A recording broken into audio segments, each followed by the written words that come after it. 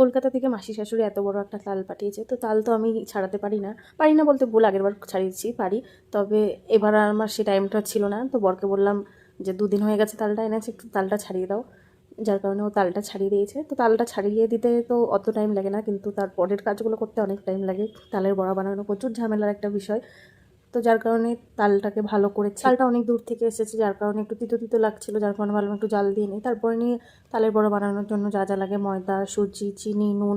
আর সুজিটা আগের থেকে অনেকক্ষণ ভিজিয়ে রেখেছিলাম, আর এটাও আমি এখন দুধ দিয়ে মিক্স করে রেখে দেবো যাতে চিনিটা ভালো করে গলে যায়, পরবর্তীকালে কোনো যেন প্রবলেম না হয়।